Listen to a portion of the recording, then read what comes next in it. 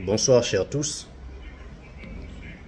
Aujourd'hui je viens vers vous pour vous présenter toute ma colère. Ma colère pourquoi? À cause de la terreur que la CID ou du climat de terreur que la CID voudrait répandre autour de moi.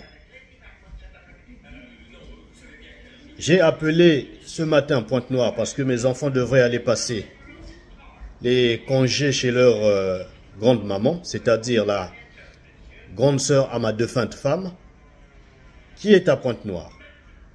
Et donc il était question de chercher à m'accorder, m'harmoniser avec elle pour savoir comment est-ce que les enfants devraient se rendre à Pointe-Noire. Malheureusement, je tombe sur une mauvaise nouvelle. Une nouvelle selon laquelle elle a été arrêtée, elle et puis son mari. Il y a de cela 6 jours par la CID de Pointe-Noire. Son motif, c'est simplement parce qu'elle a eu à recevoir une transaction qui me concernait. Une transaction en provenance de la France. Mais où est le mal dans tout ça? Qu'est-ce que nous sommes en train de vivre actuellement dans notre pays? Qu'est-ce qui se passe? Pour une transaction financière, on prend une mère de famille qui n'a que des enfants mineurs. Et on prend aussi son mari. Donc abandonnons les enfants à leur triste sort. Qu'est-ce qui se passe dans notre pays? Quelle est la traque qui se fait autour des opposants? Regardez dans quelles conditions les opposants se trouvent dans notre pays. Et lorsque le ministre Thierry Mungala se rend en France sur les plateaux télévisés de la France, il dit qu'il y a un climat de paix dans notre pays. Il dit que les opposants sont libres dans notre pays. Il dit que les manifestations sont libres dans notre pays.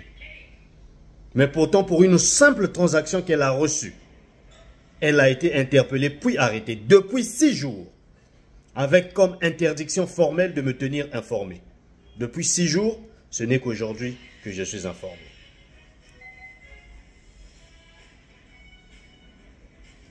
L'opposition est reconnue dans la Constitution congolaise. Si le président Sassou Nguesso ne voulait pas qu'il y ait une opposition dans ce pays, il fallait ne pas l'inscrire dans la Constitution de 2015. C'est lui qui nous a présenté cette Constitution comme étant la meilleure. Au prix du sang des Congolais, parce que les Congolais avaient rejeté cette Constitution. Mais il a dit qu'elle était bonne et elle est passée. Et aujourd'hui, que nous appliquons cette Constitution, voilà comment on réprime les opposants. Et aujourd'hui, on répand un climat de terreur autour des opposants. Et moi en particulier. Je suis interpellé par la CID à gauche.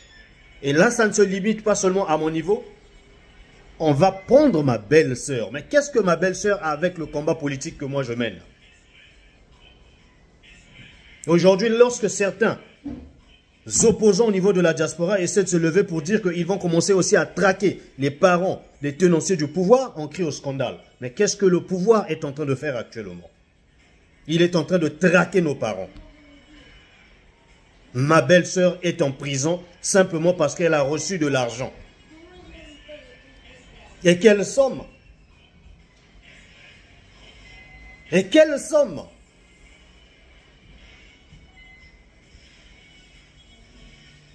Ils craignent je ne sais quoi, si ce sont des coups d'État. Mais Cédric Balou n'est pas dans les coups d'État. Cédric Balou mène son combat de façon constitutionnelle. Les mobilisations lancées par Cédric Balou sont reconnues par la Constitution en son article 25. Mais il n'avait qu'à ne pas inscrire cet article dans la Constitution. Et la Constitution est bonne quand c'est eux qui l'appliquent. Mais quand ce sont les opposants qui utilisent la même Constitution, voilà comment on les traque. Aujourd'hui, on répand un climat de terreur autour de l'opposant Cédric Balou. Ce n'est pas un cas isolé. Ce n'est pas un cas isolé. Mais aujourd'hui, je dis ceci. Ce n'est pas parce qu'on peut traquer Cédric Balou. Je ne suis pas d'abord un rebelle, je ne me cache pas. Je circule librement. Je ne me cache pas.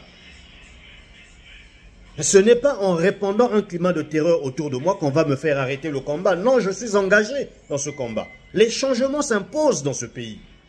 La population souffre, nous n'avons pas d'hôpitaux, nous n'avons pas d'école. Nous mangeons difficilement. L'argent est détourné par les tenanciers du pouvoir. Les 14 000 milliards des générations futures ont pris une destination inconnue. Et vous voulez que nous puissions gober cela, que nous restions silencieux? Non. Tout ce que vous êtes en train de faire, vous ne faites que renforcer notre détermination pour dire que ce régime doit réellement changer. Ma belle-sœur n'est pas politicienne. Son mari n'est pas politicien. Mais ils n'ont eu que le malheur d'être ma belle-sœur.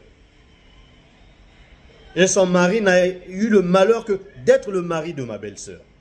Voilà leur péché. Nous en appelons à la communauté internationale. Voyez ce qui se passe au Congo. Comment les opposants sont traités. Comment l'entourage des opposants est traité. Nous allons saisir les institutions internationales. Parce que nous avons comme l'impression parfois que les institutions internationales sont assez souples avec le régime de Brazzaville. Mais parce que le changement que nous souhaitons est la volonté populaire, nous n'allons pas nous arrêter. Nous allons poursuivre. Nous n'allons pas nous arrêter, nous allons poursuivre jusqu'à obtenir les changements que nous souhaitons. Ce n'est pas nous qui voulons de ce changement, mais c'est le bilan du président Sassou lui-même qui nous fait comprendre qu'il faut que les changements interviennent. Congolaises et Congolais, vous voyez comment la situation de l'opposant Cédric Balou est actuellement. Comment on sème la terreur autour de lui. Aujourd'hui, nous comprenons que mes enfants ne sont plus en paix. Ma famille n'est plus en paix. Ma mère, mes soeurs, mes neveux, tous sont sur la sélecte. Pour preuve, ma belle-sœur vient d'être arrêtée, y compris son beau-frère. Voyez comment les opposants sont traités au Congo. Lorsque vous êtes réellement un opposant, lorsque vous vous opposez au régime, voyez comment on vous traite. Mais cela, je peux vous dire aujourd'hui, et encore, comme je l'ai toujours dit, vous ne faites que renforcer notre volonté de poursuivre avec ce combat. Ce combat est légal. Dans un pays, comme je venais de le dire, nous avons une opposition et nous avons une majorité. Mais ce n'est pas parce que vous êtes aux affaires que vous allez vous permettre d'utiliser l'appareil de l'État pour commencer à réprimer les opposants. Voilà la situation que j'ai tenu à mettre à votre disposition. Ma sœur Darel Poiti est en cellule à la CID de Pointe-Noire. Son mari Armel Poiti est en cellule à la CID de Pointe-Noire. C'est le sort qui est réservé aux opposants dans notre pays, y compris leur entourage, pour créer un climat de terreur autour d'eux et de les pousser à renoncer. Mais la volonté d'obtenir les changements, elle est tellement forte que nous ne reculerons pas. J'ai dit